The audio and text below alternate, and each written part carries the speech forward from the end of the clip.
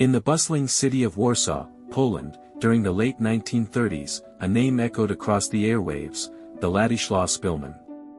A gifted pianist, born into a musical Polish-Jewish family, Szpilman's fingers danced over the piano keys with unmatched grace. He performed regularly on Polish radio, capturing the hearts of listeners with his hauntingly beautiful renditions of Chopin. But on September 1, 1939, everything changed.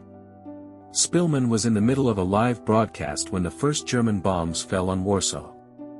The music was abruptly silenced, not just in that moment, but in the lives of millions. As Nazi forces stormed into Poland, Jewish families like Szpilman's were targeted. Within months, Szpilman, his parents, and siblings were forced into the Warsaw Ghetto, a crumbling, overcrowded prison created by the Nazis to confine Jews under inhumane conditions. Food was scarce. Disease spread rapidly. Hope was fading. Yet through it all, Szpilman played, sometimes in secret, sometimes for small groups, using music as a fragile lifeline to dignity. But the worst was yet to come. In 1942, his entire family was rounded up to be sent to the Treblinka death camp. Szpilman, by sheer coincidence, was pulled from the crowd by a Jewish policeman who recognized him as the pianist from the radio. That single moment of recognition saved his life, but it also left him alone. Over the next 2 years, Szpilman survived in the ruins of Warsaw.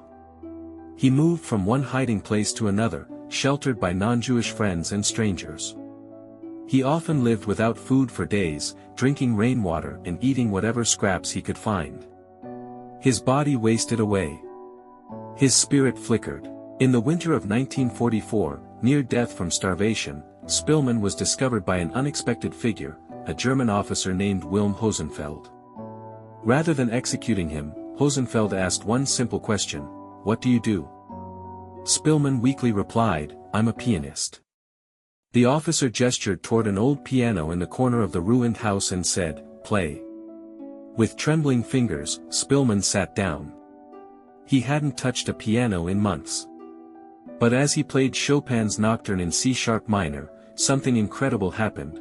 The soldier's eyes filled with tears. The music, even amid the rubble and the death, reached something human inside him. Hosenfeld didn't arrest Szpilman.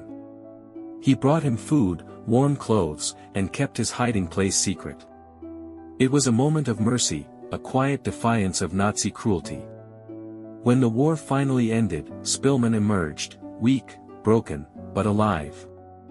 Years later, he would write his memoir, The Pianist, recounting the horrors he endured and the music that helped him survive.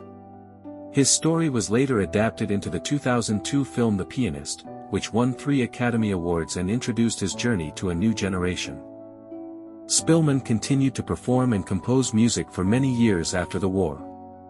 Though haunted by what he had lived through, he never stopped believing in the power of art, and in the small, unexpected kindnesses that can save a life. Moral: even in the darkest chapters of history, music and humanity can shine through. One man's art became his salvation, and a symbol of hope for the world.